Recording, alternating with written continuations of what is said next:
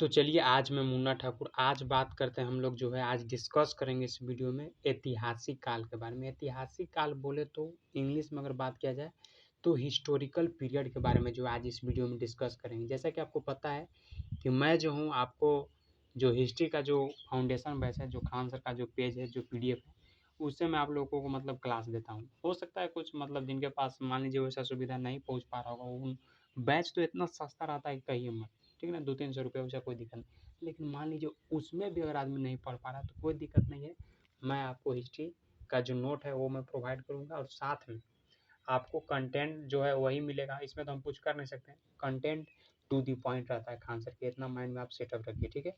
तो आज बात करते हैं ऐतिहासिक काल के बारे में, ठीक है। बाकी उधर दो को डिस्कस कर लिए थे, प्राग ऐतिहासिक, आदि ऐतिहासिक काल, तो आज लास्ट है हिस्टोरिकल पीरियड यानी ऐतिहासिक काल के बारे में, ठीक है। तो चलिए स्टार्ट करते हैं ज़्यादा समय को न वेस्ट करते हुए। जैसा कि आपको पता है कि हम लोग जो है हिस्ट्री का जो फाउंडेशन बचा उसको स्टार्टअप किए। अगर नहीं पता होगा तो नीचे डिस्क्रिप्शन में लिंक होगा, वहाँ से शुरू से आप देख लीजिएगा क्लास, ठीक है, आपको पूरा समझ में आएगा, ठीक है। तो बात करते हैं थोड़ा सा आपका ऐतिहासिक काल के बारे में। इसके बारे में जो है लिखित स्रोत उपलब्ध है।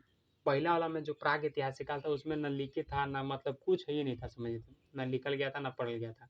और दूसरा जो था प्राग ऐतिहासिक के बाद जो दूसरा आदि ऐतिहासिक काल था उसमें क्या हुआ था कि मतलब लिखित मिलल था, मतलब लिखल चीज़ जो था मिलल था लेकिन पढ़ नहीं पाइल था, मतलब पढ़ने नहीं पाया था आदमी, ये बात था। और जो ऐतिहासिक काल है, सिर्फ ऐतिहासिक काल यानी हिस्टोरिकल जो पीरियड है, इसमें क्या हुआ था कि लिखित स्रोत उपलब्ध है और इसको जो है पढ़ा भी जा सका है, मतलब इसको पढ़ल भी गया है, ठीक है। और अगर बात किया जाए तो ये वैदिक काल से लेकर अभी तक का जो समय है, ये जो है आपको ऐतिहासिक काल का जो है टाइम पीरियड है, ठीक है। इतना माइंड में सेटअप रखिएगा। अब थोड़ा सा इसको जूम कर लेते हैं, एक मिनट रुकिए। चलिए मेरे हिसाब से लगता है कि जूम है क्लियर, ठीक है। कह रहा है कि इतिहास, ठीक है। अब मतलब आज जो आप हम लोग ऐतिहासिक काल को डिस्कस करें उसके बारे में, इतिहास यानी इसको जो है आपको जो ऐतिहासिक काल है उसको जो है पहले 3 पार्ट में बांटा। पहला पुरातात्विक, दूसरा विदेशी और तीसरा साहित्य। अगला जो पुरातात्विक है इसको 2 पार्ट में, सिक्का के और एक अभिलेख के बारे में, सब के बारे में जो है टू द पॉइंट डिस्कस करेंगे, आपको टेंशन नहीं लेना है, ठीक है। उसके बाद अगर बात किया जाए जो साहित्यिक है उसमें धार्मिक हो गया, उसके बाद गैर धार्मिक हो गया, ठीक है। फिर जो आपका जो धार्मिक है इसको जो है 2 पार्ट में, पहला है वो ब्राह्मण, दूसरा हो गया गैर ब्राह्मण, ठीक है। और जो ब्राह्मण है इसको जो है आपको 6 पार्ट में बांटा गया है, वेद है, उपवेद है, वेदांग है, पुराण है, उपनिषद है, महाकाव्य है, ठीक है। फिर जो आपका गैर ब्राह्मण है इसमें जैन है, बौद्ध है, ठीक है, ये सब है। तो हम लोग जो है आज सिर्फ इतना ही डिस्कस करेंगे। जो आपका जो पुरातात्विक है, पुरातात्विक में जो सिक्का आएगा, अभिलेख आएगा, इसको डिस्कस करेंगे। और जो नेक्स्ट वीडियो रहेगा तो विदेशी यात्रा के बारे में जाए। फिर ऐसा हम लोग बनाएंगे कि जो साहित्य रहेगा उसमें ये दोनों डिस्कस हो जाएगा। फिर जो धार्मिक आएगा तो इसमें ब्राह्मण वाला डिस्कस हो जाएगा। फिर ब्राह्मण है, मतलब लाइन बाय लाइन चलेंगे, एकदम टॉपिक वाइज टॉपिक आपको मिलेगा, आपको टेंशन बिल्कुल नहीं लेना है, ठीक है। तो आज सिर्फ क्या डिस्कस करेंगे, सिक्का के बारे में, जो पुरातात्विक है उसके बारे में, यानी जो सिक्का है उसके बारे में, और जो अभिलेख है उसके बारे में डिस्कस करेंगे, ठीक है। तो चलिए स्टार्ट करते हैं ज़्यादा समय को न वेस्ट करते हुए, ठीक है। थोड़ा सा जूम आउट कर लेते हैं। चलिए इसमें क्या कह रहा है कि जो सिक्का का अध्ययन जो है न्यूमिस्मेटिक्स कहलाता है। अगर मान लीजिए एग्जाम में डायरेक्ट अगर पूछ दिया कि बताइए कि सिक्का का अध्ययन जो है क्या कहलाता है, तो हम लोग डायरेक्ट बताएंगे कि न्यूमिस्मेटिक्स जो है ये जो है आपको सिक्का का अध्ययन कहलाता है। क्लियर, 1 नंबर का पॉइंट है, 1 नंबर ये आपको दिला सकता है। अगर मान लीजिए एग्जाम में पूछ दिया तो क्या दिक्कत है, बता देंगे। क्या बताएंगे, बताएंगे कि न्यूमिस्मेटिक्स जो है आपको सिक्का का अध्ययन कहलाता है, न्यूमिस्मेटिक्स, याद रखिएगा। अगला है टेराकोटा का जो सिक्का था मिट्टी का बना होता था। मान लीजिए अगर पूछ दिया कि बताइए कि मिट्टी का जो सिक्का बना था तो वो किस चीज़ का होता था, तो टेराकोटा का जो सिक्का होता था वो किसका बना होता था, माटी का बना होता था, मिट्टी का बना होता था, ठीक है। सिंधु सभ्यता में जो है, सिंधु सभ्यता में बना था। जो मान लीजिए ये भी क्वेश्चन पूछ सकता है कि टेराकोटा जो था बना था कहाँ, तो सिंधु सभ्यता में। इतना नहीं पूछेगा लेकिन माइंड में इतना सेटअप रखिए कि क्वेश्चन ये पूछेगा कि जो टेराकोटा का जो सिक्का होता था वो किस चीज़ का होता था, मिट्टी का होता था, ठीक है, याद रखिएगा। अगला पॉइंट डिस्कस करते हैं कि मौर्य काल में क्या हुआ था, कि मौर्य काल के समय में जो है आहत या पंचमार्ग सिक्के का जो है प्रयोग होता था। मान लीजिए ऐसे क्वेश्चन पूछ सकता है कि बताइए कि मौर्य काल जो समय था उस समय बताइए कि मतलब कैसे सिक्का का प्रयोग होता था, तो बताएंगे आहत या पंचमार्ग सिक्कों का जो है प्रयोग होता था, ठीक है। अगला डिस्कस करते हैं कि आहत सिक्के पर जो है लिखावट नहीं होती थी। जो आहट जो सिक्का था, जो आहत कहिए वो जो सिक्का था, उसके ऊपर कोई लिखावट नहीं होता था। केवल क्या होता था कि चित्र बना होता था। यह पहला धातु का सिक्का था। मान लीजिए ये भी क्वेश्चन बता सकते हैं, बताइए कि पहला ऐसा धातु कौन सा था जिसमें खाली चित्र बना हुआ था, तो कौन सा काल में आयल था?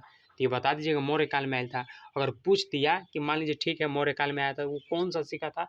तो आहत सिक्का था। ठीक है, ये जो सिक्का था इस पर क्या होता था कि चित्र बना कर, तो मतलब चलता था, मतलब चित्र से आदमी जानता था कि इतना इसका वैल्यू है। ठीक है, तो ये जो था आपका आहत, ठीक है, सिक्का का नाम था। ठीक है, मौर्य काल में प्रयोग हुआ था। ठीक है, इसमें जो है लिखावट लिखल उखल कुछ नहीं रहता था, बस चित्र बन रहता था। ठीक है, अगला अगर बात करते हैं कि पूर्ण चांदी, मतलब पूरा तरीका से जो है चांदी के सिक्के थे मौर्य काल के में प्रचलित थे। मतलब पूरा, अगर मान लीजिए ये भी क्वेश्चन बन सकता है कि बताइए कौन सा वैसा काल था या कौन सा वैसा समय था जिसमें जो पूरा, मतलब पूरा रूप से जो है चांदी के सिक्का जो है चलता था या प्रचलित था या फेमस था। बताइए कौन सा था, कौन सा काल में? तो बताएंगे मौर्य काल में। कौन सा काल में? मौर्य काल में। ठीक है, अगला अगर डिस्कस करते हैं कि सिक्का जो था शीशा का, जो सिक्का था शीशा का सातवाहन काल में।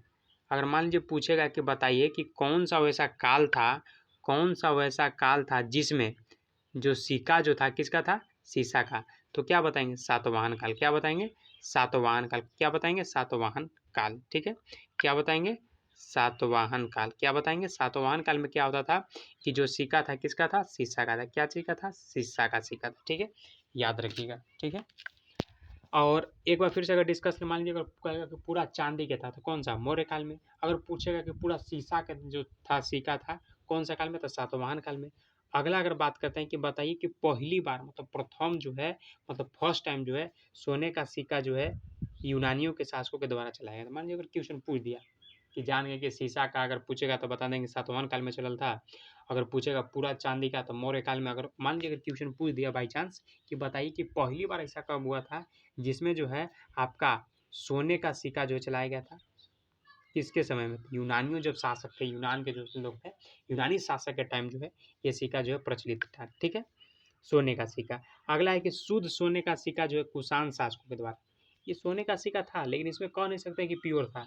लेकिन प्योर अगर कहना है तो प्योर के लिए जो है आपको कुषाण शासक के द्वारा, जो कुषाण शासक था उस टाइम जो था सोने का सिक्का जो था प्योर था। ठीक है, और यूनानी के टाइम आप कह नहीं सकते कि प्योर था, बस नाम ला था कि हाँ सोना के है। लेकिन प्योर अगर बात किया जाए तो आपको कुषाण शासक के द्वारा था। क्लियर?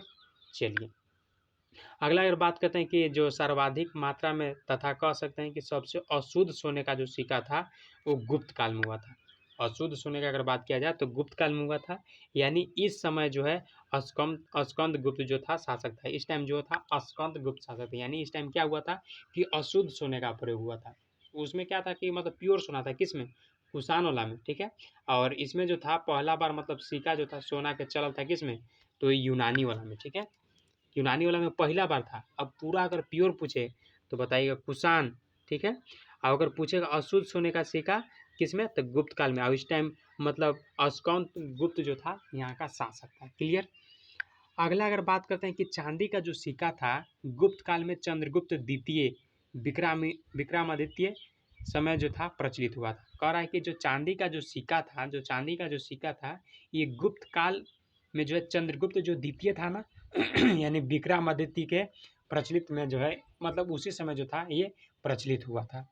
नहीं समझ में आया? एक बार फिर सुनिए। कह रहा कि जो चांदी का सिक्का था, मतलब जो चांदी का सिक्का था, जो चांदी का कॉइन था, सिल्वर कॉइन। ठीक है, तो ये क्या हुआ था कि गुप्त काल में जो चंद्रगुप्त द्वितीय था उसी समय जो है विक्रम आदित्य के समय जो है ये प्रचलित हुआ था। ठीक है, अगला अगर पॉइंट डिस्कस करते हैं तो एक मिनट रुकिएगा। अगला पॉइंट अगर डिस्कस करते हैं तो अगला पॉइंट क्या है, थोड़ा सा रुकिएगा।